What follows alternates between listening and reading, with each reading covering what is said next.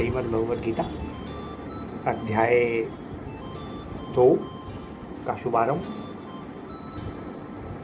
संजय धृतराष्ट्र से कहते हैं, करुणा से व्याप्त शोकयुक्त अक्षुप्रुत नेत्रों वाले अर्जुन ने देखकर इस प्रकार अर्जुन को देखकर भगवान मधुसूदन श्री कृष्ण ने ये शब्द कहे। श्री भगवान ने कहा, हे अर्जुन, तुम्हारे मन में यह कलमश आया कैसे? यह उस मनुष्य के लिए तनिक भी अनुकूल नहीं है जो जीवन के मूल्य को जानता हो। इससे उच्च लोक की ही नहीं अपितु अपयश की भी प्राप्ति होती है। हे पृथापुत्र, इस हीन नपुंसकता को प्राप्त मत हो, यह तुम्हें शोभा नहीं देती। हे शत्रुओं के दमन करता, हृदय की क्षुद्र दुर्बलता को त्याग कर युद्ध के लिए खड़े हो। हे शत्रुहंता, हे मधुसूदन, मैं युद्धभूमि में किस तरह भीष्म तथा द्रोण जैसे पूजनीय व्यक्तियों पर उलटकर बाण चलाऊंगा। अर्जुन माधव श्री कृष्ण से कहता है, ऐसे महापुरुषों को जो मेरे गुरु हैं, उन्हें मारकर जीने की अपेक्षा इस संसार में भीख मांगकर खाना अच्छा है। भले ही वे सांसारिक लाभ के इच्छुक हों, किंतु हैं तो गुरुजन ही। यदि उनका वध होता है तो हमारे द्वारा भोग्य प्रत्येक वस्तु उनके रक्त से सनी होगी। हम यह भी नहीं जानते कि हमारे लिए क्या श्रेष्ठ है, उनको जीतना या उनके द्वारा जीते जाना। यदि हम धृतराष्ट्र के पुत्रों का वध कर देते हैं तो हमें जीवित रहने की आवश्यकता नहीं है। फिर भी वे युद्धभूमि में हमारे समक्ष खड़े हैं। अब मैं अपनी कृपण दुर्बलता के कारण अपना कर्तव्य भूल गया हूँ और सारा धैर्य खो चुका हूँ। ऐसी अवस्था में आपसे पूछ रहा हूँ कि जो मेरे लिए श्रेष्ठ हो उसे निश्चित रूप से बताएं। अब मैं आपका शिष्य हूँ और आपका शरणागत हूँ। कृपया मुझे उपदेश दें, शरणागत की रक्षा करें। मैं आपकी शरण में आ गया हूँ।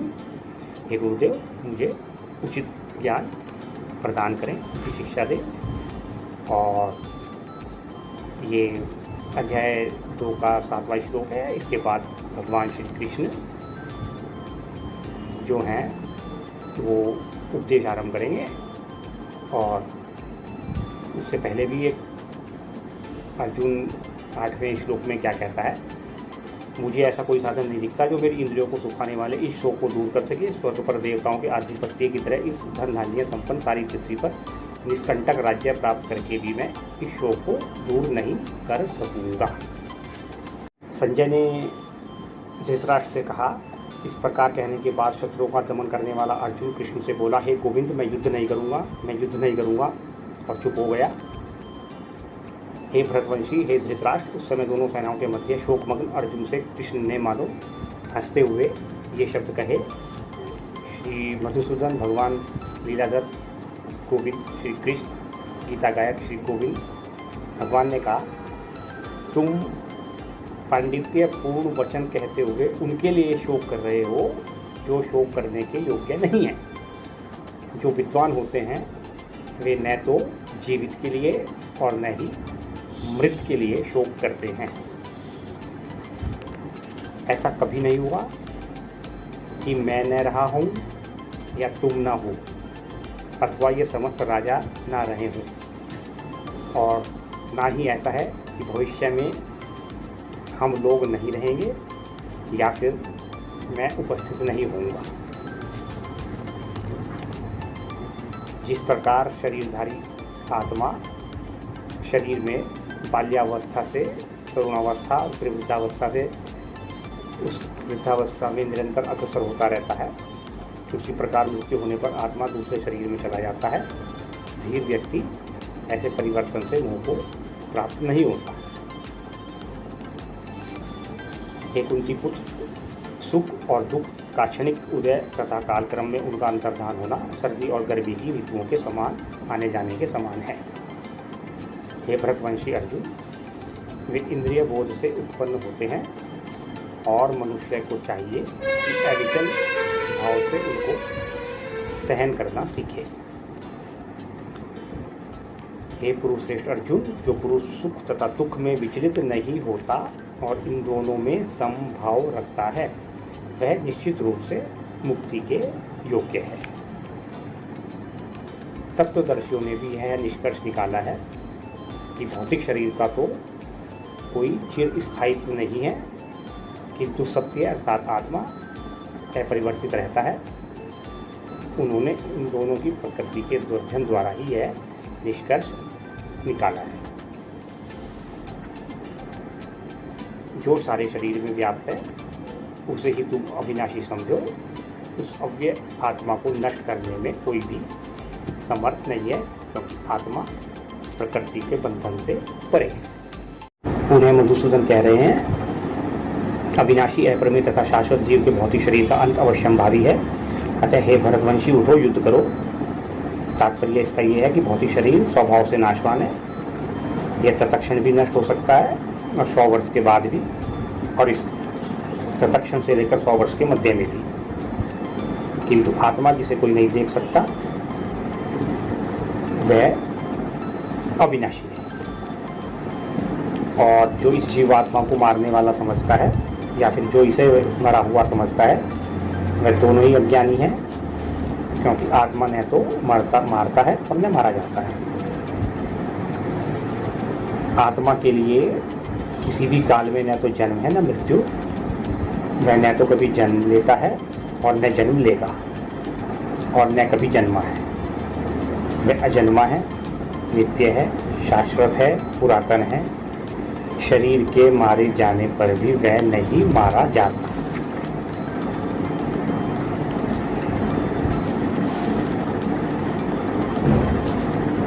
हे पार्थ, जो व्यक्ति है जानता है कि आत्मा अविनाशी, अजन्मा, शाश्वत तथा अव्यय है, वह भला किसी को कैसे मार सकता है या मरवा सकता है या मारा जा सकता है। जिस प्रकार मनुष्य पुराने वस्त्रों को त्याग कर नए वस्त्र धारण करता है, उसी प्रकार यह आत्मा पुराने और व्यर्थ शरीरों को त्याग कर नवीन भौतिक शरीर धारण करता है, क्योंकि वो इस प्रकृति के बंधन में नहीं है। यदि यह शरीर उसको इस प्रकृति के बंधन से बाहर नहीं निकालता, तो वह निकलकर तुरंत दूसरे शरीर में चला जाता है। उसका एकमात्र लक्ष्य प्रकृति के बंधन से मुक्ति है।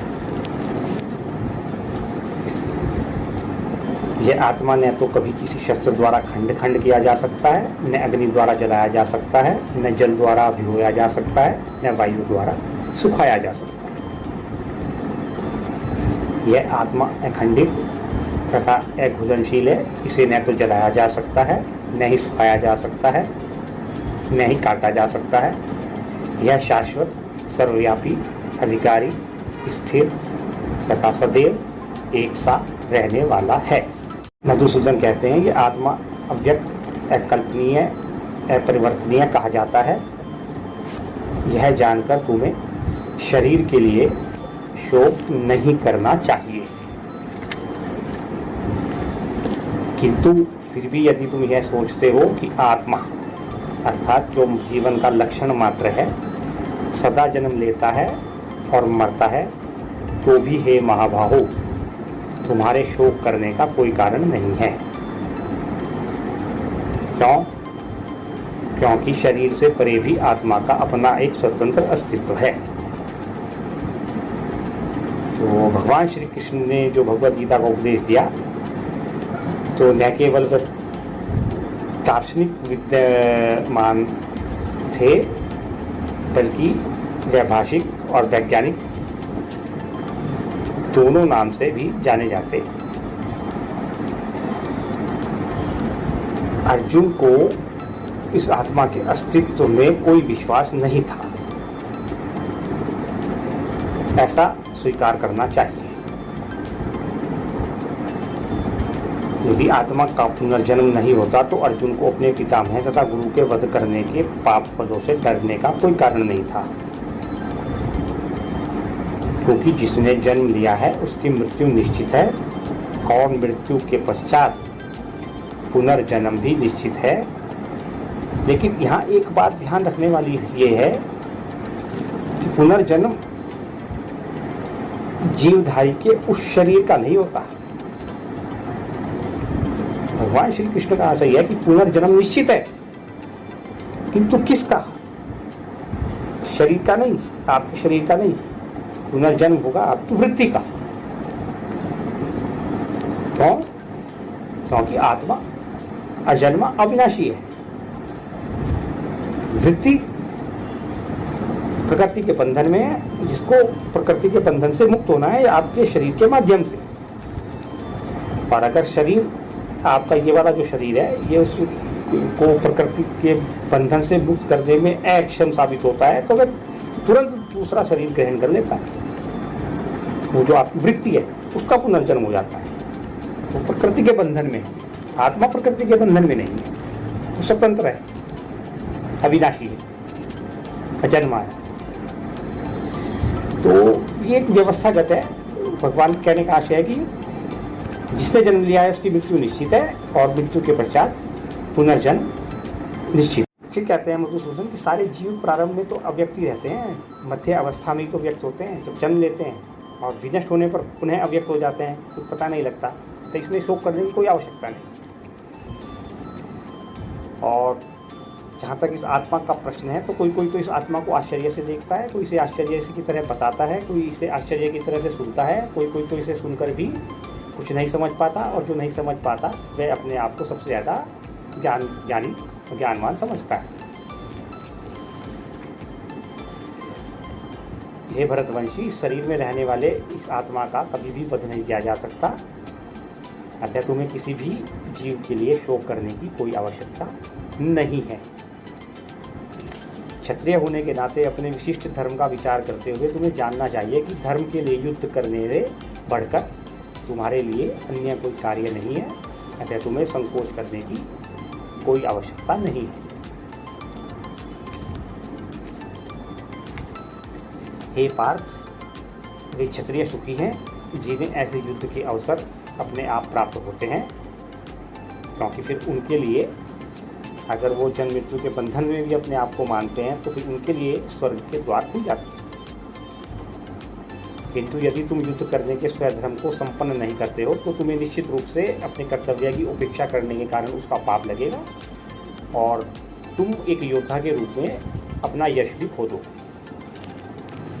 लोग सदैव तुम्हारे अपयश का वर्णन करेंगे और सम्मानित व्यक्ति के लिए तो अपयश मृत्यु से भी बढ़कर है।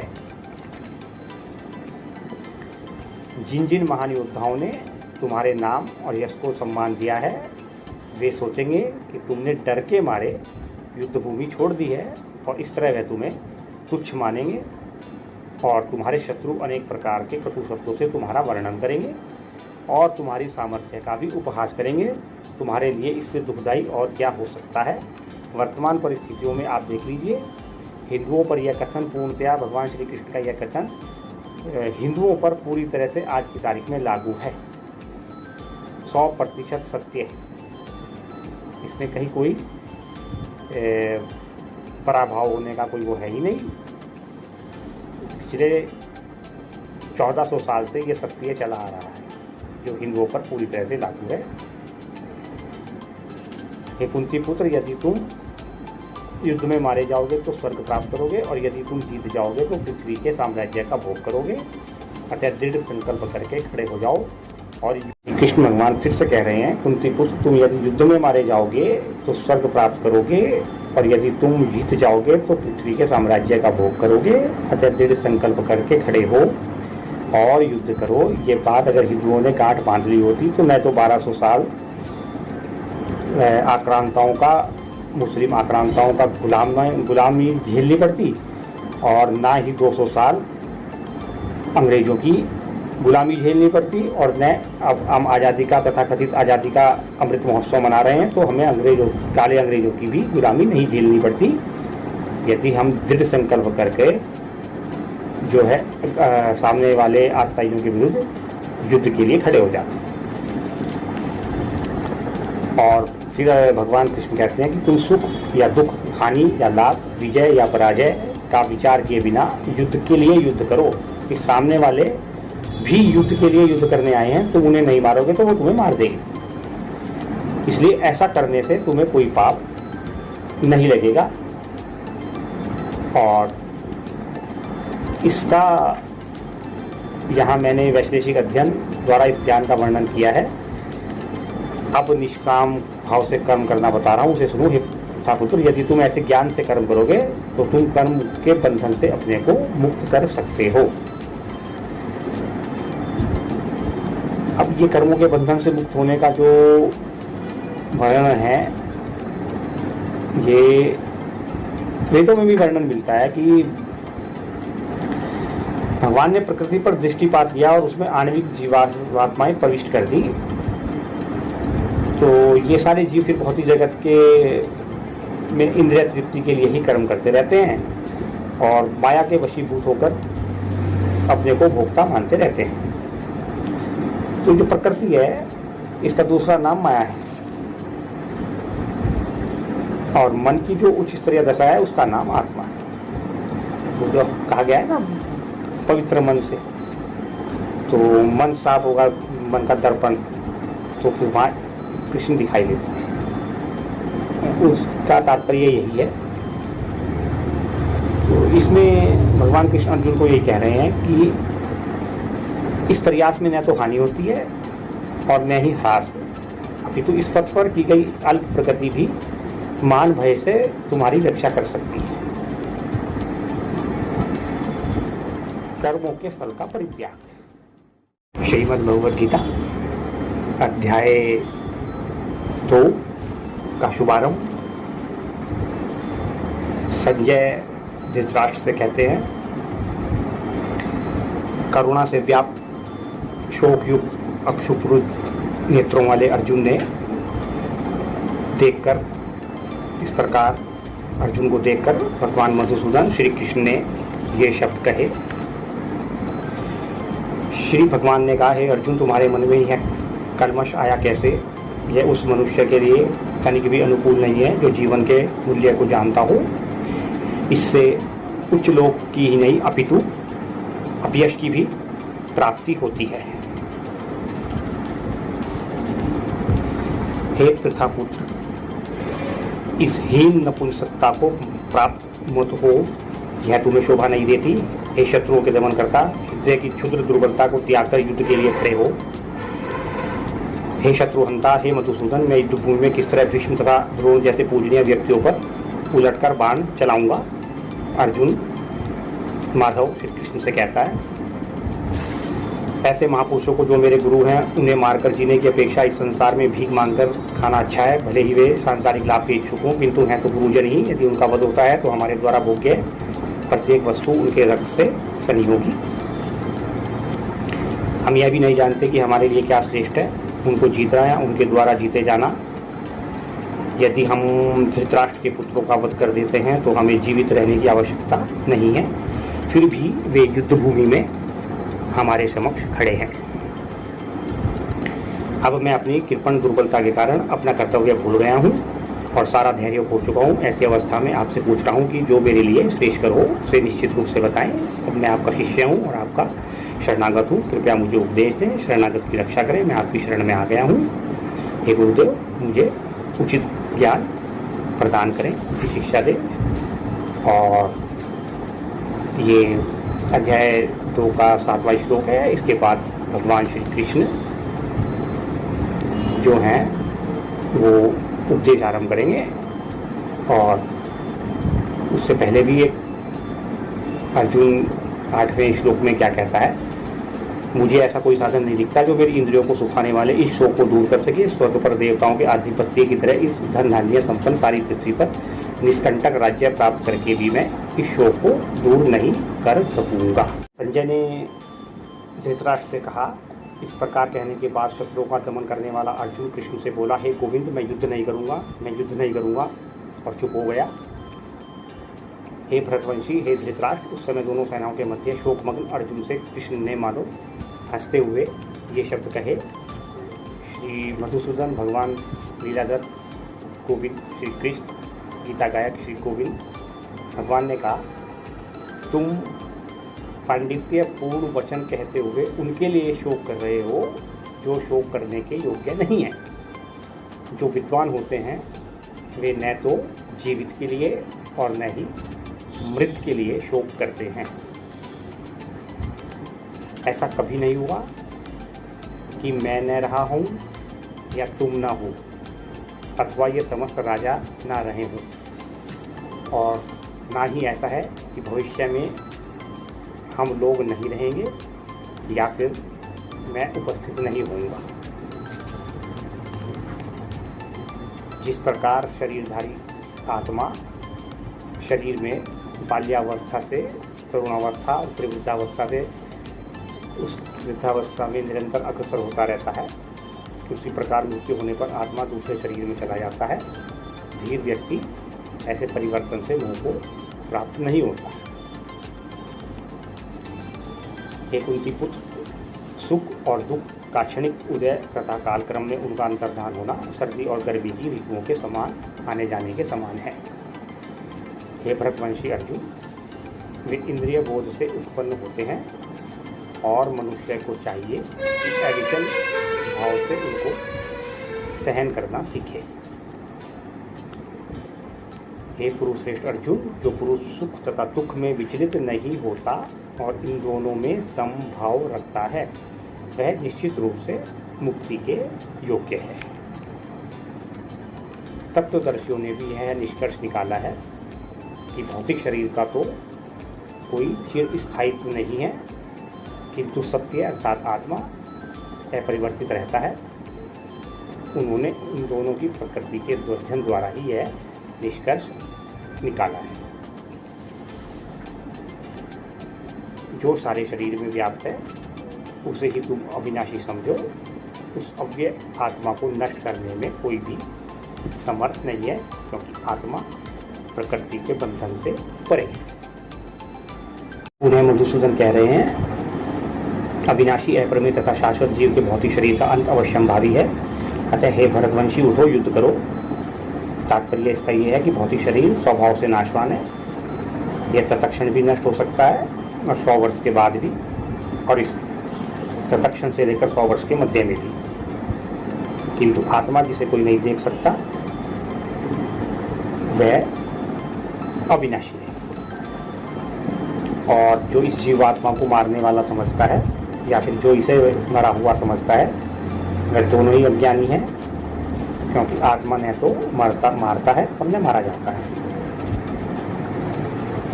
आत्मा के लिए किसी भी काल में न तो जन्म है न मृत्यु, वह न तो कभी जन्म लेता है और न जन्म लेगा, और न कभी जन्मा है। वह अजन्मा है, नित्य है, शाश्वत है, पुरातन है। शरीर के मारे जाने पर भी वह नहीं मारा जाता।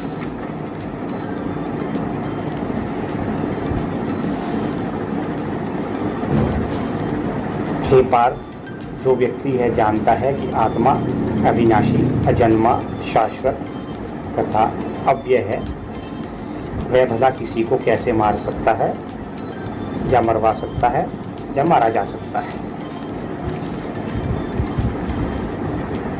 जिस प्रकार मनुष्य पुराने वस्त्रों को त्याग कर नए वस्त्र धारण करता है, उसी प्रकार यह आत्मा पुराने और व्यर्थ शरीरों को त्याग कर नवीन भौतिक शरीर धारण करता है, क्योंकि उसे इस प्रकृति के बंधन में नहीं है।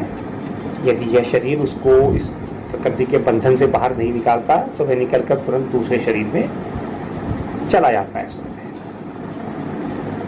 उसका एकमात्र लक्ष्य प्रकृति के बंधन से मुक्ति है। यह आत्मा न तो कभी किसी शस्त्र द्वारा खंड खंड किया जा सकता है, न अग्नि द्वारा जलाया जा सकता है, न जल द्वारा भिगोया जा सकता है, न वायु द्वारा सुखाया जा सकता है।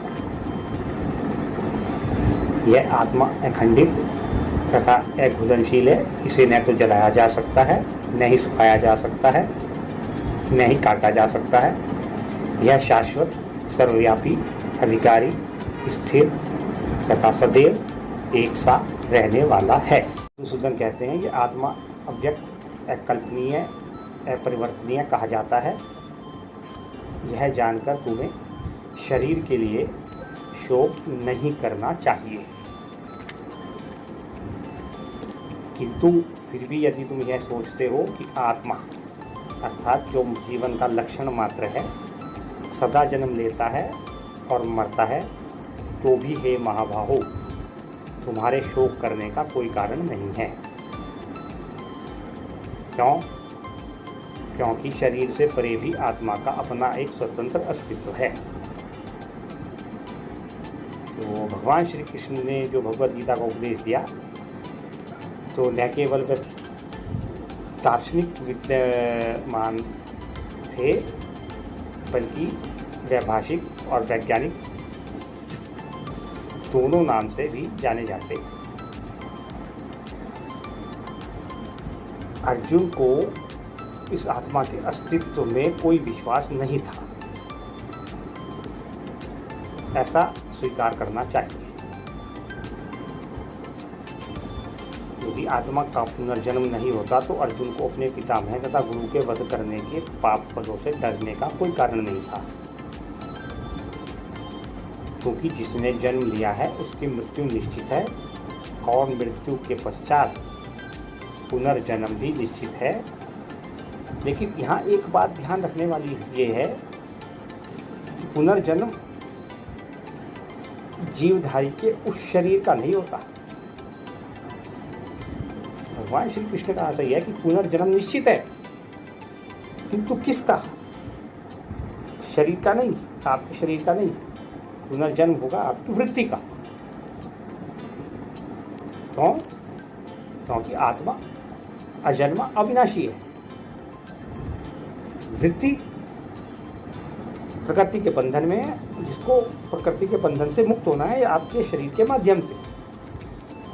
और अगर शरीर आपका ये वाला जो शरीर है ये उसको प्रकृति के बंधन से मुक्त करने में अक्षम साबित होता है तो वह तुरंत दूसरा शरीर ग्रहण कर लेता है।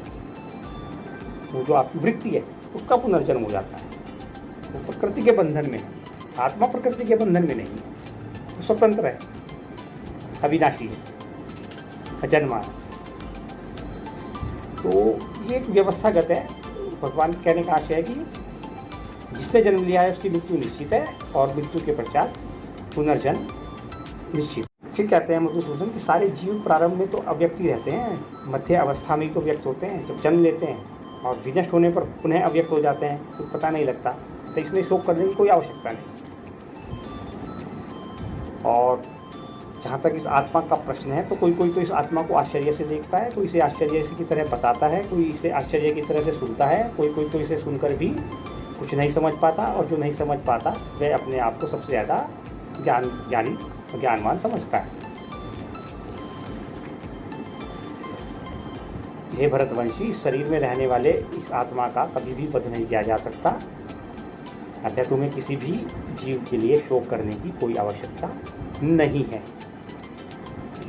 क्षत्रिय होने के नाते अपने विशिष्ट धर्म का विचार करते हुए तुम्हें जानना चाहिए कि धर्म के लिए युद्ध करने से बढ़कर तुम्हारे लिए अन्य कोई कार्य नहीं है, अतः तुम्हें संकोच करने की कोई आवश्यकता नहीं है। हे पार्थ, वे क्षत्रिय सुखी हैं जिन्हें ऐसे युद्ध के अवसर अपने आप प्राप्त होते हैं, क्योंकि फिर उनके लिए अगर वो जन्म मृत्यु के बंधन में भी अपने आप को मानते हैं तो फिर उनके लिए स्वर्ग के द्वार खुल जाते हैं। किंतु यदि तुम युद्ध करने के स्वधर्म को संपन्न नहीं करते हो तो तुम्हें निश्चित रूप से अपने कर्तव्य की उपेक्षा करने के कारण उसका पाप लगेगा और तुम एक योद्धा के रूप में अपना यश भी खो दो। लोग सदैव तुम्हारे अपयश का वर्णन करेंगे और सम्मानित व्यक्ति के लिए तो अपयश मृत्यु से भी बढ़कर है। जिन जिन महान योद्धाओं ने तुम्हारे नाम और यश को सम्मान दिया है वे सोचेंगे कि तुमने डर के मारे युद्धभूमि छोड़ दी है और इस तरह वे तुम्हें तुच्छ मानेंगे और तुम्हारे शत्रु अनेक प्रकार के कटु शब्दों से तुम्हारा वर्णन करेंगे और तुम्हारी सामर्थ्य का भी उपहास करेंगे। तुम्हारे लिए इससे दुखदायी और क्या हो सकता है। वर्तमान परिस्थितियों में आप देख लीजिए, हिंदुओं पर यह कथन पूर्णतया भगवान श्री कृष्ण का यह कथन हिंदुओं पर पूरी तरह से आज की तारीख में लागू है, 100% सत्य है। इसमें कहीं कोई पराभाव होने का कोई वो है ही नहीं। पिछले 1400 साल से ये सत्य चला आ रहा है जो हिंदुओं पर पूरी तरह से लागू है। हे कुंती पुत्र, यदि तुम युद्ध में मारे जाओगे तो स्वर्ग प्राप्त करोगे, और यदि तुम जीत जाओगे तो पृथ्वी के साम्राज्य का भोग करोगे। अतः दृढ़ संकल्प करके खड़े हो जाओ। और कृष्ण भगवान फिर से कह रहे हैं, कुंती पुत्र, तुम यदि युद्ध में मारे जाओगे तो स्वर्ग प्राप्त करोगे, और यदि तुम जीत जाओगे तो पृथ्वी के साम्राज्य का भोग करोगे। अतः दृढ़ संकल्प करके खड़े हो और युद्ध करो। ये बात अगर हिंदुओं ने गांठ बांध ली होती तो मैं तो 1200 साल आक्रांताओं का, मुस्लिम आक्रांताओं का गुलामी झेलनी पड़ती, और ना ही 200 साल अंग्रेज़ों की गुलामी झेलनी पड़ती, और न अब हम आज़ादी का, तथाकथित आज़ादी का अमृत महोत्सव मना रहे हैं तो हमें काले अंग्रेज़ों की भी गुलामी नहीं झेलनी पड़ती, यदि हम दृढ़ संकल्प करके जो है सामने वाले आतताइयों के विरुद्ध युद्ध के लिए खड़े हो जाते हैं। और फिर भगवान कृष्ण कहते हैं कि तुम सुख या दुख, हानि या लाभ, विजय या पराजय का विचार किए बिना युद्ध के लिए युद्ध करो। कि सामने वाले भी युद्ध के लिए युद्ध करने आए हैं, तुम उन्हें नहीं मारोगे तो वो तुम्हें मार देंगे। इसलिए ऐसा करने से तुम्हें कोई पाप नहीं लगेगा। और इसका यहाँ मैंने वैशेषिक अध्ययन द्वारा इस ज्ञान का वर्णन किया है। अब निष्काम भाव से कर्म करना बता रहा हूँ, उसे सुनो। हे पुत्र, यदि तुम ऐसे ज्ञान से कर्म करोगे तो तुम कर्म के बंधन से अपने को मुक्त कर सकते हो। अब ये कर्मों के बंधन से मुक्त होने का जो वर्णन है, ये वेदों में भी वर्णन मिलता है कि भगवान ने प्रकृति पर दृष्टिपात किया और उसमें आणविक जीवात्माएं प्रविष्ट कर दी। तो ये सारे जीव फिर भौतिक जगत के में इंद्रिय तृप्ति के लिए ही कर्म करते रहते हैं और माया के वशीभूत होकर अपने को भोक्ता मानते रहते हैं। तो ये जो प्रकृति है, इसका दूसरा नाम माया है, और मन की जो उच्च स्तरीय दशा है उसका नाम आत्मा है। जो कहा गया है ना, पवित्र मन से, तो मन साफ होगा, मन का दर्पण, तो फिर वहाँ कृष्ण दिखाई देते हैं। उसका तात्पर्य यही है। तो इसमें भगवान कृष्ण अर्जुन को यही कह रहे हैं कि इस प्रयास में न तो हानि होती है और न ही ह्रास, अपितु इस पथ पर की गई अल्प प्रगति भी मान भय से तुम्हारी रक्षा कर सकती है। कर्मों के फल का परित्याग। कर्म के फल का परित्याग का सबसे सर्वोच्च उदाहरण आप जानते हैं। सतगुरु मेरे हनुमान जी महाराज निष्काम कर्मयोगी हैं। प्रयोगात्मक रूप से उन्होंने इसको चरितार्थ किया है, भगवान के इस कथन को।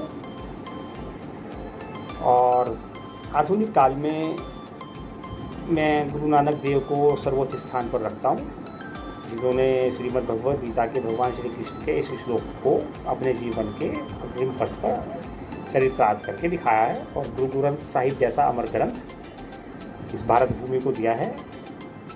तो आधुनिक में तो आपको ज़्यादा पीछे भी ना आप जाना चाहें तो आप गुरु नानक देव से के जीवन चरित्र को पढ़कर, नानक नाम जहाज चढ़े से उतरे पार, आप गुरु नानक देव के जीवन चरित्र को पढ़कर भी ये सब कुछ समझ सकते हैं। पढ़कर समझें, मैं हमेशा बार बार कहता हूँ, पढ़कर समझ सकते हैं। और ओंकार सतनाम वाहिगुरु, उसको जिस पर जीवन में चरितार्थ किया जाता है, यही उपदेश भगवान श्री कृष्ण ने अर्जुन को श्रीमद् भगवद गीता के माध्यम से दिया है। और आधुनिक काल में अभी कोई 500 साल पहले ही श्री गुरु नानक देव जी ने श्री गुरु ग्रंथ साहिब के माध्यम से हमें प्रदान किया है। और वो किस प्रकार है कि वो जो इस मार्ग पर चलते हैं वे प्रयोजन में दृढ़ रहते हैं। उनका केवल एक लक्ष्य होता है, जीवन मुक्ति। एक कुरुनंदन जो दृढ़ प्रतिज्ञ नहीं है, उनकी बुद्धि ही अनेक शाखाओं में विभक्त रहती है। अन्यथा अल्पज्ञानी मनुष्य ही वेदों के उन अलंकारिक शब्दों के प्रति अत्यधिक आसक्त हो रहते हैं जो स्वर्ग की प्राप्ति, अच्छे जन्म शक्ति इत्यादि के लिए विविध सकाम कर्म करने की संस्तुति करते हैं। इंद्रिय तृप्ति और ऐश्वर्यमय जीवन की अभिलाषा के कारण वे ऐसा कहते हैं और इससे बढ़कर और कुछ नहीं है। इसीलिए मैं हमेशा कहता हूँ कि श्रीमद् भगवद गीता कर्म कांडों के करने से आपको बाहर निकाल देती है। वह निष्काम कर्म योग का एक सटीक उदाहरण है और गुरु नानक देव से आपके जीवन चरित्र से आप प्रेरणा लें, वहाँ उन्होंने इसको चरित्रार्थ करके दिखाया है। वो अभी इसी कलयुग में हुए हैं। सत्य सनातन धर्म की रक्षा के लिए उन्होंने इस गुह्य ज्ञान को अपने जीवन में गुरु नानक देव ने सिद्ध करके दिखाया है।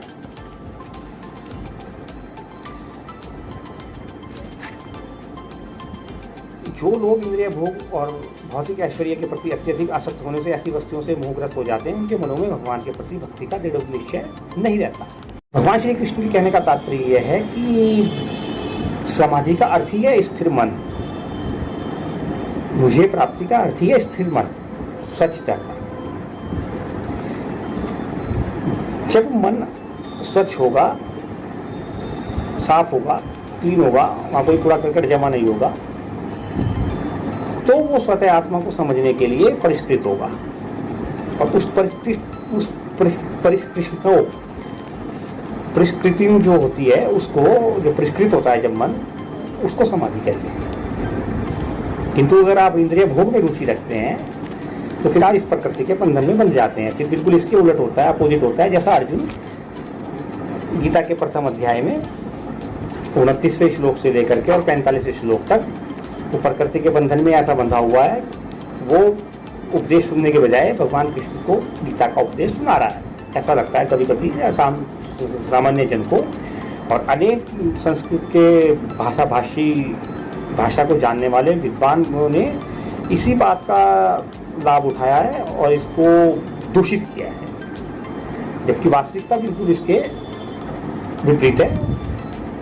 कुंडली जागरण या ये जो आपको तरह तरह की जो विधियाँ आजकल जो बताई जा रही हैं, उनका श्रीमद् भगवद गीता के गीता ज्ञान से कोई लेना देना नहीं है। भगवान कृष्ण ने ऐसी कोई विधि का उल्लेख श्रीमद् भगवद गीता में कभी नहीं किया है, क्योंकि वेदों में मुख्यतः प्रकृति के 3 गुणों का वर्णन हुआ है। हे अर्जुन, तुम इन तीनों गुणों से ऊपर उठो। ये भगवान श्री कृष्ण कह रहे हैं अर्जुन को कि वेद की जो अलंकारिक भाषा है, जो स्वर्ग प्राप्ति, ये प्राप्ति, वो प्राप्ति, वो प्राप्ति, वो प्राप्ति, वो सिर्फ प्राप्ति प्राप्ति प्राप्ति प्राप्ति करना सिखाती है। कर्म कांड अलंकारिक भाषा, वेद नहीं कह रहा हूँ मैं, आप गलत मत समझ लेना। वेदों की अलंकारिक भाषा आपको स्वर्ग के भोगों की, धरा के भोगों की, इधर के भोगों की, उधर के भोगों की और आकर्षित करती है। इसको कर्म कांड कहते हैं। तो लेकिन श्रीमद् भगवद गीता आपको उस बाह्य कर्म कांड से बाहर निकालती है। क्यों? क्योंकि समस्त द्वैतों और लाभ तथा सुरक्षा की सारी चिंताओं से मुक्त होकर जो आत्मा में स्थित है, आत्मपरायण बन जाता है।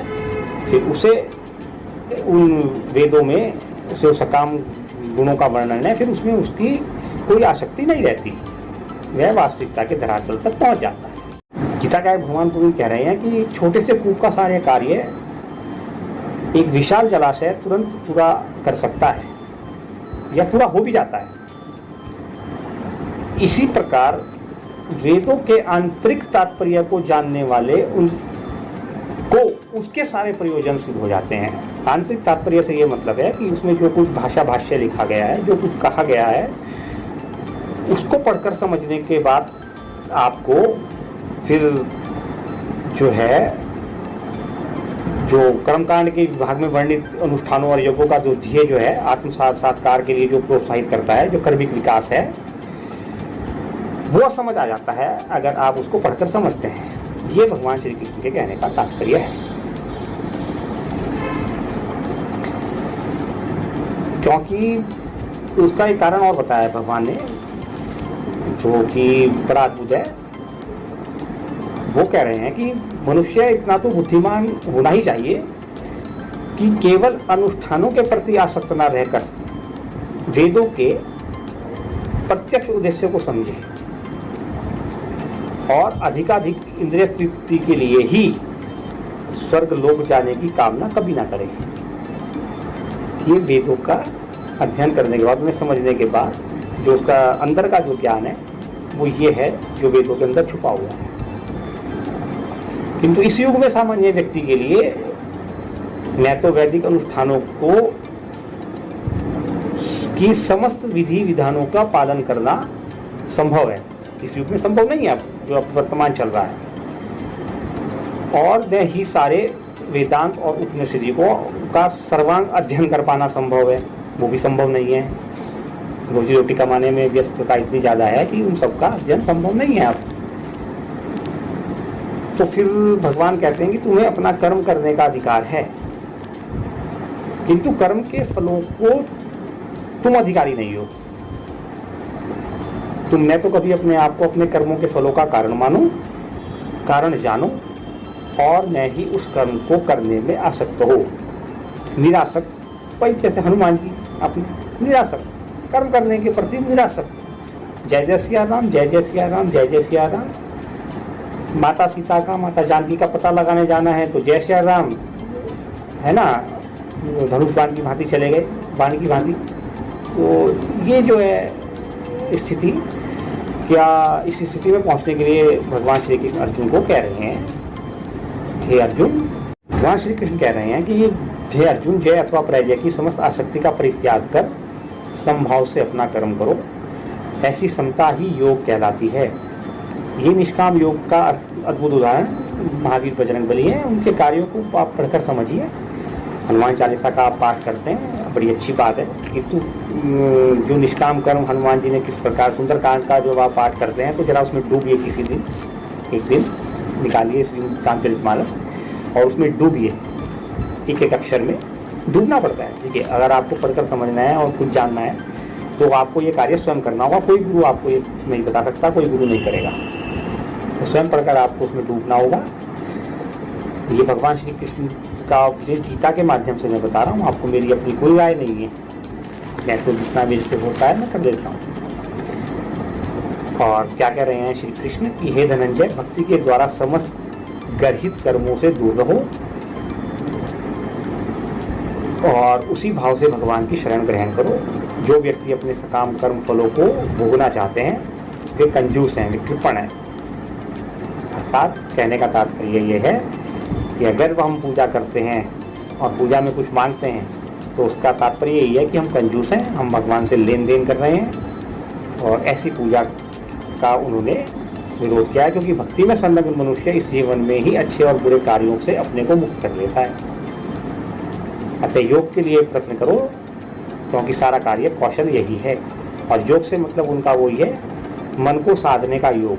यहाँ योग से मतलब प्रातःकालीन उठकर दैनिक क्रियाओं से नहीं है, योग का मतलब है मन को स्वच्छ करने के साधन का योग, पवित्र बिल्कुल निर्मल कर लेना और फिर आत्म साक्षात्कार करना। ये भगवान श्री कृष्ण का इस गीता का सार है, इस जो दूसरे अध्याय के 50वें श्लोक का भावार्थ है।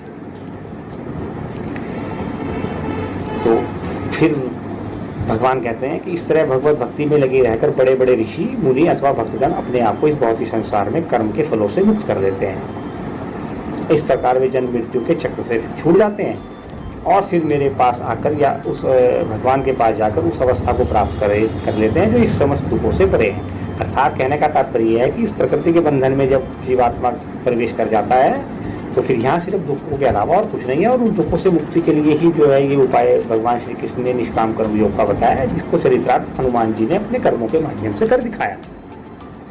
बस ये पढ़कर समझने की बात होती है। अगर और अच्छा अधिक आपको समझना है निष्काम कर्म भक्ति के योग को, तो निष्काम कर्म भक्ति के योग को फिर आप अयोध्या कांड में भरत जी के चरित्र से पढ़ सकते हैं। आप भरत जी का चरित्र समझिए, आपको निष्काम कर्म योग भक्ति का सूत्र पता लगेगा।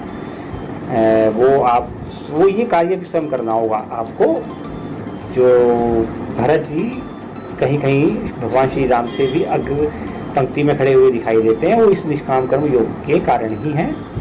और हनुमान जी से भी कहीं कहीं वो एक कदम आगे खड़े दिखाई देते हैं, वो भी निष्काम कर्म योग भक्ति के कारण ही।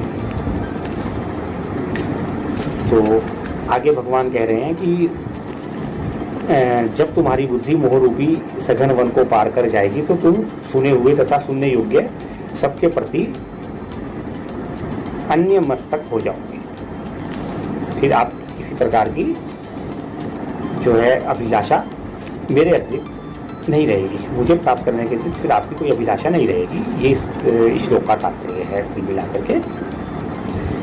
और फिर भगवान आगे कहते हैं कि जब तुम्हारा मन वेदों की अलंकारिकमयी भाषा से विचलित ना हो और वह आत्म साक्षात्कार की समाधि में ही स्थिर हो जाए, तब तुम्हें दिव्य चेतना प्राप्त हो जाएगी।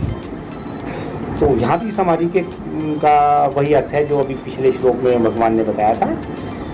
समाधि का मतलब ये है कि भगवान कृष्ण को पूर्ण ब्रह्म मानकर, परम सत्य मानकर, मन को निर्मल करके उसमें उनके चित्त का श्वासों की माला में जो है वो प्रतिक्षण श्री कृष्ण का नाम जपना ही समाधिस्थ होना है। ये कोई 11वां कर्म नहीं है।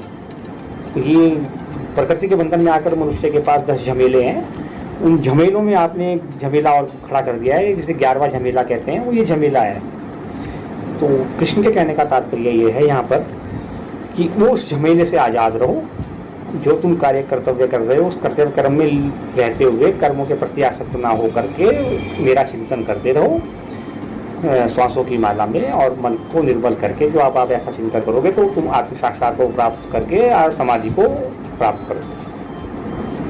ये सर्वोच्च स्थिति है समाधि की, न कि वो जो आपको आजकल बताया जा रहा है। पता नहीं कौन कौन क्या क्या बताता रहता है, कुंडली जागरण, फलाना जागरण, ढिमकाना जागरण। भैया मेरी वो समझ में कुछ नहीं आता और ना मैं ऐसा करने में सक्षम हूँ और ना ऐसा होगा, क्योंकि प्रकृति के बंधन में न आत्मा है और परमात्मा तो उनकी तो व्याख्या भी नहीं हो सकती। ये तो एक परिधि है जिसका सहारा लेकर हम भगवान श्री कृष्ण के गुणों का वर्णन करते हैं। आगे भगवान फिर कह रहे हैं, जो इंद्रियों को पूर्णतया वश में रखते हुए इंद्रिय संयमन करता है और अपनी चेतना को मुझ में स्थिर कर देता है, वह मनुष्य स्थिर बुद्धि कहलाता है। अब बुद्धि स्थिर होना बड़ा मुश्किल काम है, बहुत ही मुश्किल है। तो मैं अपनी बात करूं, आपकी तो नहीं, मैं किसी की क्यों करूं। जो श्री कृष्ण ने इसमें लिखा है गीता में, उसके आधार पर मैं अपनी मुझे कोई कल्पना तो है नहीं, कल्पना तो मुझे बनानी हुई है। क्या करनी मुझे कल्पना बना करके, जब मेरी कल्पना में श्री कृष्ण है और मैंने भजन वो लिखा ही है, आप सुनिए उसे यूट्यूब पर मेरे चैनल पर है ना। श्री कृष्ण है यहाँ, श्री कृष्ण है वहाँ, इस जहाँ में बता है नहीं वो कहाँ। तो जब ऐसा मैं सोचने लगा हूँ तो फिर भगवान श्री कृष्ण का ये जो वचन है ना कि जो इंद्रियों को पूर्णतया वश में रखते हुए इंद्रिय संयमन करता है और अपनी चेतना को मुझ में स्थिर कर देता है, वह मनुष्य स्थिर बुद्धि कहलाता है। तो जो इसकी पहले वाली पंक्ति है वह अभी मुझ पर लागू नहीं है। पर इंद्रिय विषयों का चिंतन करते हुए मनुष्य उसकी आसक्ति उसमें उत्पन्न हो जाती है, वो बार बार होती रहती है। तो किसी भी इंद्रिय का चिंतन कर लीजिए, आजकल यही हो रहा है। और फिर ऐसी आसक्ति से काम उत्पन्न होता है, तो काम से क्रोध, और क्रोध से मोह, और फिर मोह से स्मरण शक्ति का नाश, और स्मरण शक्ति के नाश होने से स्मरण शक्ति का विभ्रम, भ्रमित हो जाती है बुद्धि, और बुद्धि की भ्रमित से फिर बुद्धि नष्ट होने तक पहुंच जाती है, ऐसा भगवान कृष्ण कह रहे हैं अर्जुन से। और बुद्धि नष्ट होने से मनुष्य वापस इसी भवकूप में, यानी कि तो प्रकृति का बंधन इतना गहरा है, इतना तगड़ा है कि कामासक्त मनुष्य का जो इंद्रिय का जो भोग है उसका चिंतन करते हुए उसमें आसक्ति, उससे फिर काम के प्रति जो आसक्ति, फिर उससे काम का उत्पन्न होना, फिर उससे काम के पूर्ति ना होने पर क्रोध का प्रकट होना, और क्रोध के प्रकट होने से मोह को उत्पन्न होना इंद्रिय के प्रति, उस काम के प्रति, और फिर मोह के होने से स्मरण शक्ति का विभ्रंश, वहाँ भ्रमित हो जाता है मनुष्य। और जब बुद्धि के भ्रम से जो है फिर बुद्धि नष्ट होना, और बुद्धि के नष्ट होने से तो फिर वो आप प्रकृति का बंधन देख लीजिए, तो वो वापस वहीं पर आ गए। तो जब तक कृष्ण भावनामृत मन के प्रांगण को स्वच्छ नहीं करेगा तब तक उसके लिए आपको कोई सहारा चाहिए। देखिए अगर आपने नाम ले दिया किसी का तो फिर वो प्रकृति के उसमें आ ही गया। तो श्री कृष्ण का जो नाम है, जब उनकी हम कल्पना करते हैं तो उनका सहारा है एक तरह का। भगवान श्री कृष्ण की छवि जो हमने बनाई है वो उन तक पहुंचने के लिए है, वो हमारी एक अभिलाषा है। कृष्ण की प्रति आपकी अभिलाषा होनी चाहिए। आपको कृष्ण का अनुभव नहीं करना है, कृष्ण ने जो कार्य किए हैं उनका अनुभव नहीं करना है, कृष्ण के गुणों का वर्णन करना है। उनके कार्यों का वर्णन करने से आपको कोई लाभ नहीं होने वाला, वो सब व्यर्थ हैं। उसी प्रकार है जिस प्रकार आप पेन में जब सिक्के की स्याही खत्म हो जाती है और उसे आप चलाने का प्रयत्न करते हैं, तो बस ठीक यही परिस्थिति जो है वो उसकी है, आपकी। तो अब आगे भगवान श्री कृष्ण कह रहे हैं कि किंतु समस्त राग और द्वेष से मुक्त एवं अपनी इंद्रियों को संयम के द्वारा वश में करने में समर्थ व्यक्ति ही भगवान की पूर्ण कृपा प्राप्त कर सकता है। फिर यहीं पे बात वहीं पर आ गई इंद्रिय संयम की। प्रकृति के बंधन में, अब जीवात्मा प्रकृति के बंधन में और आत्मा इसका इस प्रकृति से कोई लेना देना नहीं, वो अजन्मा है, अविनाशी है, निर्विकार है। तो मुक्ति किसकी होगी? फिर मन से पवित्र होने के बाद उसकी ऊंचाई पर आत्मा है और उसके एक कदम आगे परमात्मा है। तो बस ये समझने वाली बात, ये पढ़कर आपको ये समझना है। तो उसमें जो आपकी जो अभिलाषा होती है वो कृष्ण से कुछ मांगने की होती है, या कृष्ण ने क्या क्या आपकी रुचि उसमें होती है। आपकी रुचि उसमें बिल्कुल नहीं है, जो इसमें भगवान श्री कृष्ण जो अर्जुन को कह रहे हैं उसमें आपकी रुचि नहीं है। सबसे बड़ी दिक्कत बस यहीं पर आती है, आपकी रुचि उनके द्वारा किए गए कार्यों में है। आपके द्वारा रुचि वो जो भागवत पुराण जो कथावाचक हैं वो जो सुनाते हैं तरह तरह की हरकतों का जो वर्णन करते हैं, आपकी रुचि उनमें है, मेरी उनमें कोई रुचि होती नहीं है। असल में आप में और मुझ में एक अंतर ये है, बस सिर्फ थोड़ा सा जो अंतर है, और इसलिए मैं कथावाचकों के पास जो है नहीं जा पाता। तो मंदिरों में भी बहुत कम जाता हूँ, तो उसका कारण यही है। जाता हूँ ऐसा नहीं है, बांके बिहारी जी के दर्शन करने जाता हूँ, श्री धाम वृंदावन ननिहाल है मेरा। तो उसका तात्पर्य यही है कि कृष्ण भावना के प्रति जो लगाव है, उस जो अभिलाषा है कृष्ण की, वो है उनके कार्यों का। वो कार्य तो उन्होंने करनी थी, उनके अतिरिक्त कोई कर ही नहीं सकता। तो यह दायदाई धर्मस्य ग्लानिर्भवति भारत अभी आगे आएगा, तो वो तो कोई कर ही नहीं सकता था। तो पूर्ण सत्य है, तो पूर्ण सत्य, तो फिर आप पूर्ण सत्य बन जाइए, आप ही वो कार्य कर लेंगे। गुरु नानक देव ने किए। ऐसा नहीं है कि अभी हमारे भगवान श्री 5000 साल पहले हुए, पर गुरु नानक देव अभी हुए हैं 500 साल पहले, और उन्होंने किए हैं। तो आप उनकी जीवनी से भी सीख सकते हैं। अगर आपको ये पढ़कर समझना अच्छा नहीं लगता, तो आप मात्र गुरु नानक देव की जीवनी पढ़कर समझ लीजिए। एक बार फिर से समझिए, एक बार फिर से सुनते हैं। जिस प्रकार कछुआ अपने अंगों को संकुचित करके अपने खोल के भीतर कर लेता है, उसी तरह से जो मनुष्य अपनी इंद्रियों को इंद्रियों के विषयों से खींचकर अपने अंदर खींच लेता है, वह पूर्ण चेतना में दृढ़ता पूर्वक स्थिर होता है। उसे स्थिर प्रज्ञा कहते हैं। तो अब ये तो कसौटी पर कसना पड़ता है स्वयं को, तो ये बड़ा कठिन कार्य है। आसान भी है, ऐसा भी नहीं है कि बहुत कठिन है, क्योंकि भगवान आगे कहते हैं, देखिए, देहधारी जीव इंद्रियों के भोग से भले ही निवृत्त हो जाए, देहधारी जीव इंद्रियों के भोग से भले ही निवृत्त हो जाए, पर उसमें इंद्रिय भोगों की कल्पना और इच्छा हमेशा बनी रहती है, क्योंकि प्रकृति के बंधन में है जीवात्मा। लेकिन उत्तम रस के अनुभव होने से ऐसे कार्यों को बंद करने में वह फिर भक्ति भाव में स्थिर हो सकता है। और हे अर्जुन, इंद्रियां इतनी प्रबल और वेगवान हैं कि वे विवेकी पुरुष के मन को भी बलपूर्वक हर लेती हैं और उन्हें वश में करने का प्रयत्न करती हैं। और विश्वामित्र, महर्षि विश्वामित्र से बड़ा इसका उदाहरण कोई हो नहीं सकता। क्या विश्वामित्र की जीवनी को पढ़े, आपको पता लगेगा, आनंद आएगा। वो उसमें जो श्री कंब रामायण में जब विश्वामित्र भगवान राम को अपने साथ ले जा रहे हैं, और जब वो वहाँ अहिल्या का उद्धार करने के लिए पहुँचते हैं, तो भगवान राम उनसे कहते हैं, गुरुवर आप मेरे गुरु हैं, मेरी चरण की रज की आवश्यकता क्यों है? आप तो मेरे गुरु हैं, आप भी तो इनका उद्धार कर सकते हैं, मेरे चरणों की रज की आवश्यकता क्यों है? आप मेरे गुरु हैं। तो वो विश्वामित्र जब उनसे ये कहते हैं कि ये तो ठीक है राम की मैं गुरु हूँ, मैं तुम्हारे से उच्च श्रेणी पर हूँ, पर ये अपने अपने डिपार्टमेंट की बात है, अपने अपने विभाग की बात है। मैं उस विभाग में नहीं हूँ जिस विभाग में तुम हो, क्योंकि इनका पतन जिस रजोगुण के कारण हुआ है, वो उस पतन का जो कारण है उसका उद्धार वही व्यक्ति कर सकता है जिसमें रजोगुण नाम मात्र को ना हो, जिसमें रजोगुण हो ही ना, यानी कि जिसमें षड विकार और जो है बाकी जितने विकार और क्लेश हैं वो हो ही ना, वही इनका उद्धार कर सकता है। किंतु मुझ में रहे हैं इसलिए मैं नहीं कर सकता, ये मेरा डिपार्टमेंट नहीं है। ये भगवान विश्वामित्र ने, महर्षि विश्वामित्र श्री राम के गुरु, मर्यादा पुरुषोत्तम भगवान श्री राम, गीता गाइड गोविंद अब हैं, और इससे पहले वो स्वयं श्री राम हैं। तो आप महर्षि विश्वामित्र की जीवनी से इस बात को समझ सकते। आगे भगवान फिर कह रहे हैं, जो इंद्रियों को पूर्णतया वश में रखते हुए इंद्रिय संयमन करता है और अपनी चेतना को मुझ में स्थिर कर देता है, वह मनुष्य स्थिर बुद्धि कहलाता है। अब बुद्धि स्थिर होना बड़ा मुश्किल काम है, बहुत ही मुश्किल है। मैं अपनी बात करूं, आपकी तो नहीं, मैं किसी की क्यों करूं। जो श्री कृष्ण ने इसमें लिखा है गीता में, उसके आधार पर मैं अपनी मुझे कोई कल्पना तो है, कल्पना तो मुझे बनानी है। क्या करनी मुझे कल्पना बना करके, जब मेरी कल्पना में श्री कृष्ण है और मैंने भजन वो लिखा ही है, आप सुनिए उसे यूट्यूब पर मेरे चैनल पर है ना। श्री कृष्ण है यहाँ, श्री कृष्ण है वहाँ, जहाँ में बता है नहीं वो वहाँ।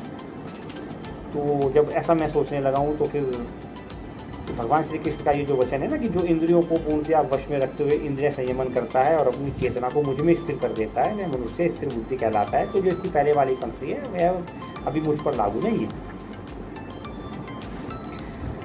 पर इंद्रिय विषयों का चिंतन करते हुए मनुष्य उसकी आसक्ति उसमें उत्पन्न हो जाती है, वो बार बार होती रहती है। तो किसी भी इंद्रिय का चिंतन कर लीजिए, आजकल यही हो रहा है।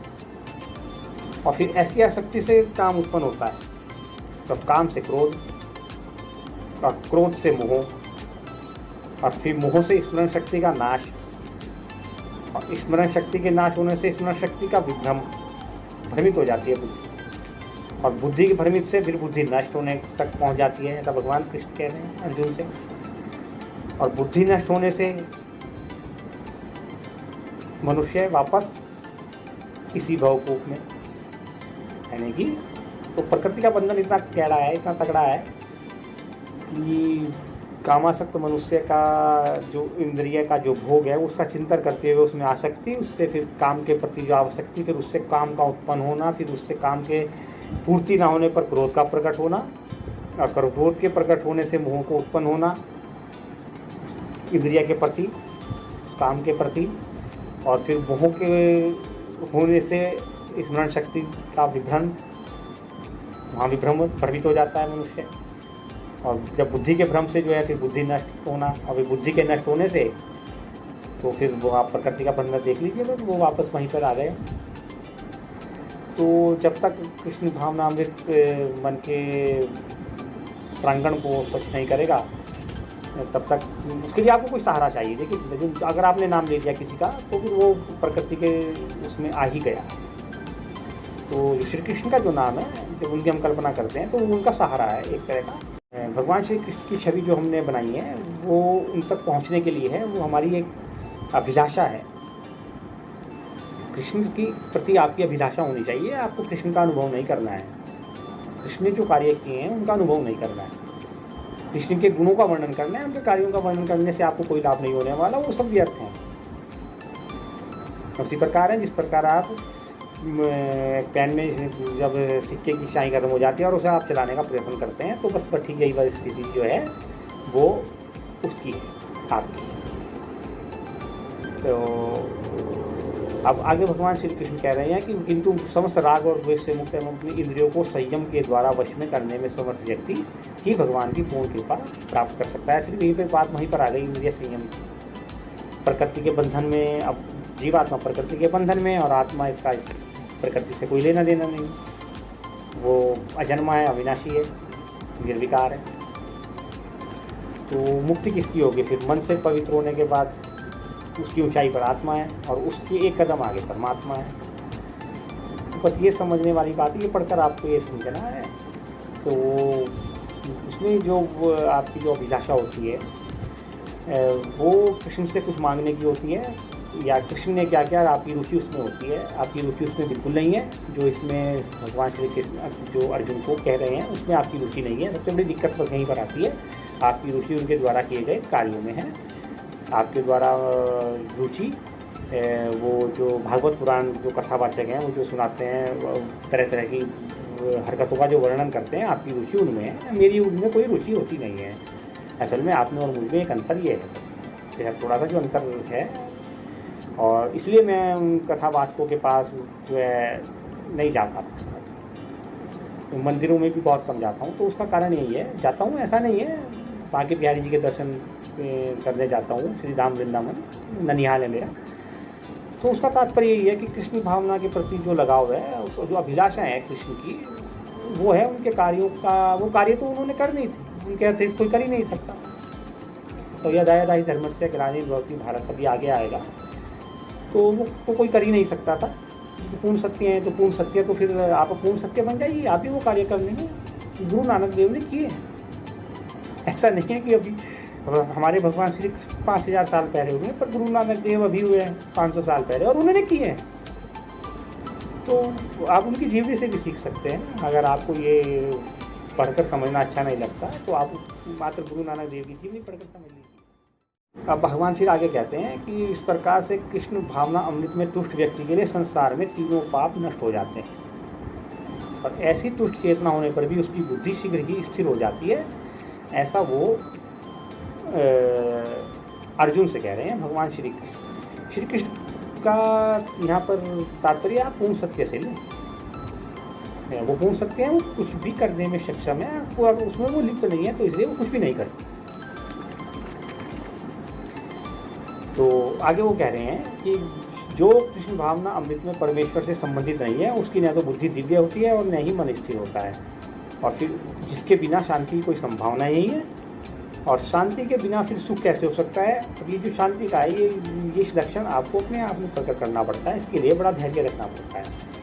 शांति कोई काजू बर्फी तो है नहीं जो आपको चांदी की तस्तरी में रखकर मिल जाएगी। इसके लिए तो आपको अभ्यास करना पड़ेगा। हो सकता है दूसरी साइड से अशांति मिलती हो, पर आपके मन में अगर शांति है तो फिर शांति। तो ये जो है अभ्यास से मिलेगी आपको। और क्योंकि उसका जो कारण हम भगवान श्री कृष्ण फिर अर्जुन को बताते हैं वो ये है कि जिस प्रकार पानी में तैरती नाव को प्रचंड वायु का वेग अगर नाव की गति से तेज हो जाए तो फिर वो वायु से दूर तक बहा ले जाती है, और ठीक उसी प्रकार विचरणशील इंद्रियों में से कोई भी एक जिस पर मन निरंतर लगा रहता है वह मनुष्य की बुद्धि को कर लेता है। अब आप देख लीजिए आपका मन किस इंद्रिय की तृप्ति में जो है वो लगा रहता है। तो आजकल तो आप देख ही रहे हैं जो है हर दिन रात 24 घंटे सप्ताह भर, और जो है जी 365 दिन, और हर क्षण टीवी पर सिर्फ एक ही चीज़ चलती रहती है। आप सब जानते हैं, उसका यहाँ वर्णन करना उचित नहीं है। बस आजकल तो फिर वो एक 5 साल से लेकर के बाकी बूढ़े तक का मन वही एक ही इंद्रिय की तृप्ति के लिए लगा रहता है। वो वहाँ बार बार उठते जब तस्वीरें दिखाई जाती हैं, और इच्छा पूर्ति के लिए जो है फिर वो काम उत्पन्न होता है, न मिलने पर क्रोध। तो वो सब भगवान कृष्ण ने अभी पहले मैंने आपको बताई दिया है पिछले एपिसोड में, वो सब फिर होता है। तो फिर भगवान कृष्ण फिर कहते हैं कि हे महावो, जिस पुरुष की इंद्रियां अपने अपने विषयों में सब प्रकार से विरक्त हो जाएं, वश में हैं, उसकी बुद्धि निसंदेह स्थिर है। तो ये बुद्धि का जो स्थिर होना है वो ये मन का चंचल होना, बुद्धि का अस्थिर होना। मन शांत है तो बुद्धि स्थिर है, जब मन ही अशांत है तो बुद्धि स्थिर कहाँ से होगी? बुद्धि तो वैसे भी चलायमान है बुद्धि, और वो तो एक ही कोण पर स्थापित है, कोई स्तंभ है। अब भगवान फिर आगे कहते हैं कि इस प्रकार से कृष्ण भावना अमृत में तुष्ट व्यक्ति के लिए संसार में तीनों पाप नष्ट हो जाते हैं, और ऐसी तुष्ट चेतना होने पर भी उसकी बुद्धि शीघ्र ही स्थिर हो जाती है। ऐसा वो अर्जुन से कह रहे हैं भगवान श्री कृष्ण। श्री कृष्ण का यहाँ पर तात्पर्य आप पूर्ण सत्य से लें। वो पूर्ण सत्य है, वो कुछ भी करने में सक्षम है, वो उसमें वो लिप्त नहीं है, तो इसलिए वो कुछ भी नहीं करते।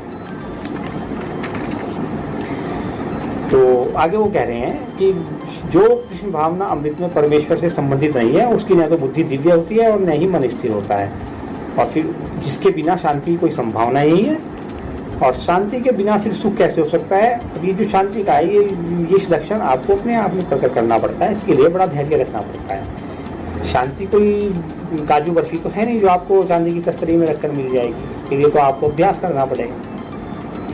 हो सकता है दूसरी साइड से अशांति मिलती हो, पर आपके मन में अगर शांति है तो फिर शांति।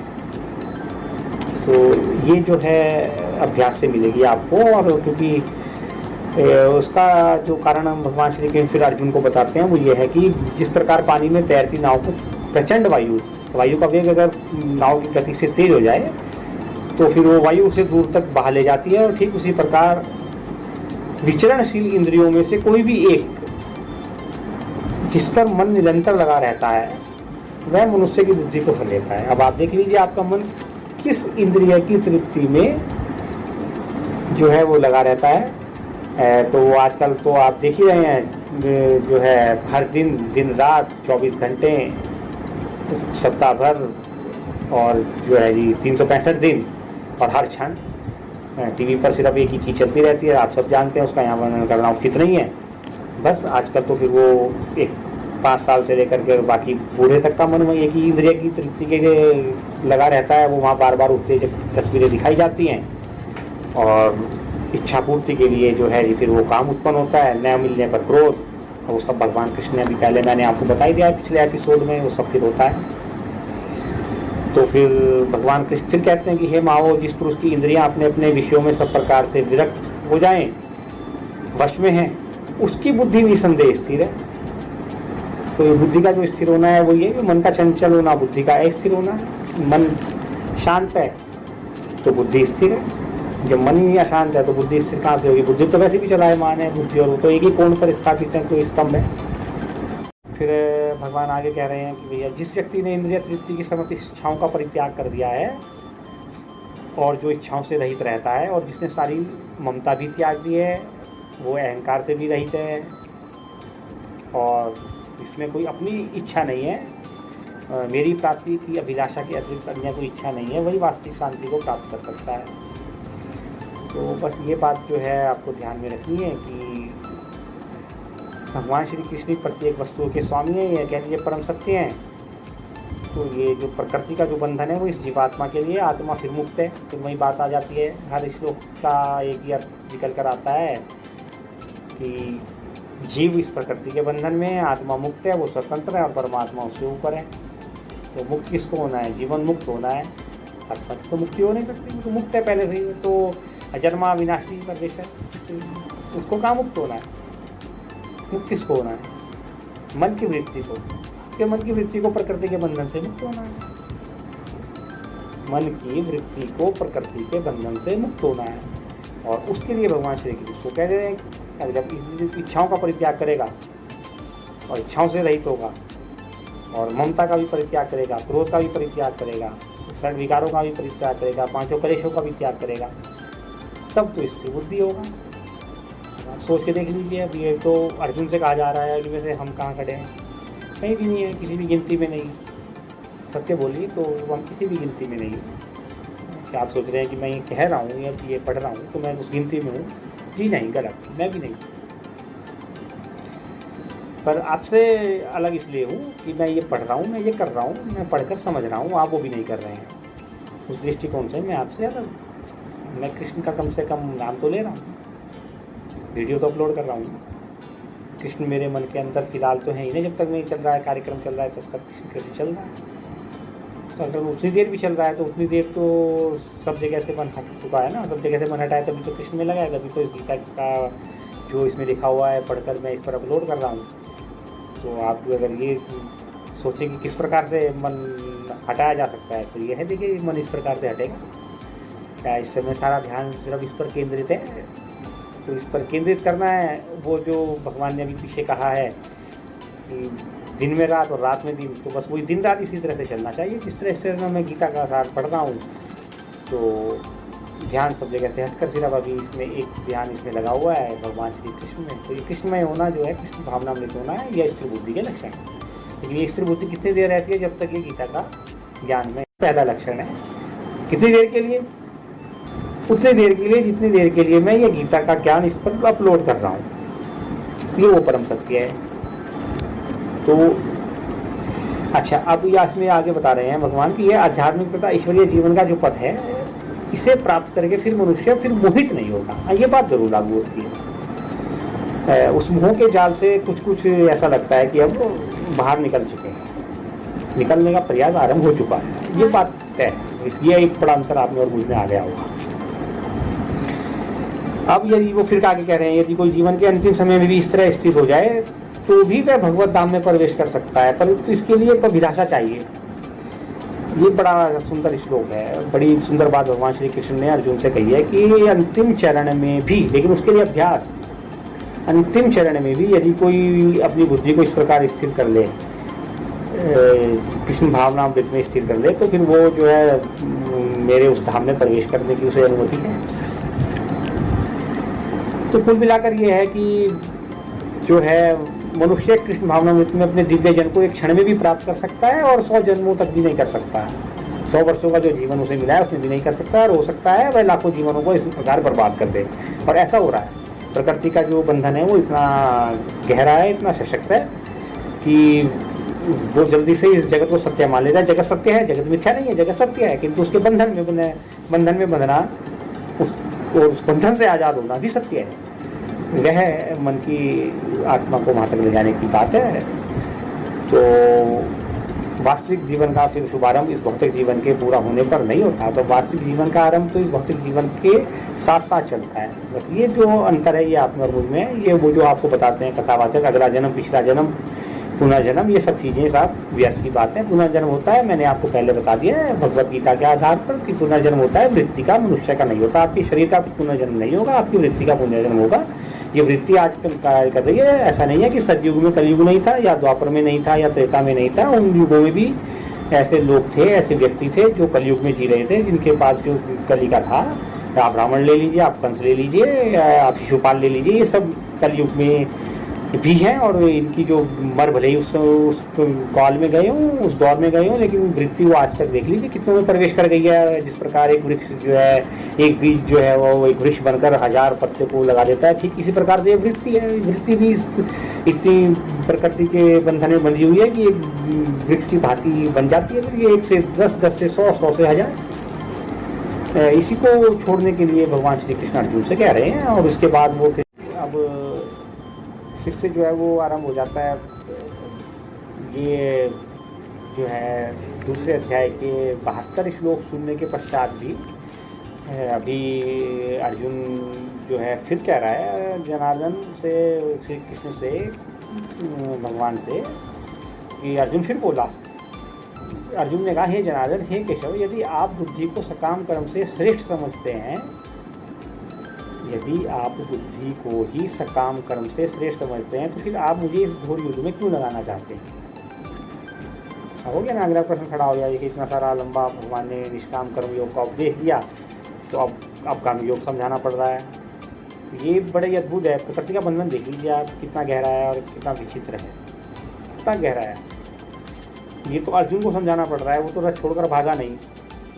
और हम इस भवकूप में हैं अभी, तो हम तो अर्जुन भी नहीं है, हाँ, तो गिनती में नहीं है। तो अब देख लीजिए क्या कहते हैं फिर। निष्काम कर्म की बातें सुनकर जो क्या कह रहा है अर्जुन भगवान को, कोविद को, गीतागायक को, कि आपके व्यामाश्रित अनेक अर्थों वाले इन उपदेशों से मेरी बुद्धि और मोहित हो गई है। अतः कृपा करके निश्चयपूर्वक मुझे बताएं कि इनमें से मेरे लिए सर्वाधिक श्रेयस्कर क्या होगा। यहाँ से जब कर्मयोग का उपदेश भगवान देंगे अर्जुन को तीसरे अध्याय में, और फिर आगे मैं आपको बताऊंगा किस तरह से जो है कर्मयोग में भी भरत जी का ही उदाहरण सामने आता है। तो ज्ञान योग, कर्मयोग, भक्ति योग, निष्काम कर्मयोग, इन चारों पैटर्न में अगर आप समझना चाहते हैं तो आपको भरत जी के जीवन चरित्र को पढ़ना होगा, समझना होगा। और यही चारों जो हैं हनुमान जी के जीवन चरित्र को पढ़कर समझे जा सकते हैं, और यही चारों आप गुरु नानक देव के जीवन चरित्र को पढ़कर समझ सकते हैं। कर्मयोग, भक्ति योग, निष्काम कर्मयोग और जो है ज्ञान योग, ये चारों आपको उनके जीवन चरित्र को पढ़ने से समझ में आ सकते हैं। तो तब तक के लिए, जब तक तीसरा अध्याय आरंभ हो, तब तक के लिए जय जय श्री राम, जय जय राधेश्याम। श्री कृष्ण गोविंद हरे मुरारी, हे नाथ नारायण वासुदेव।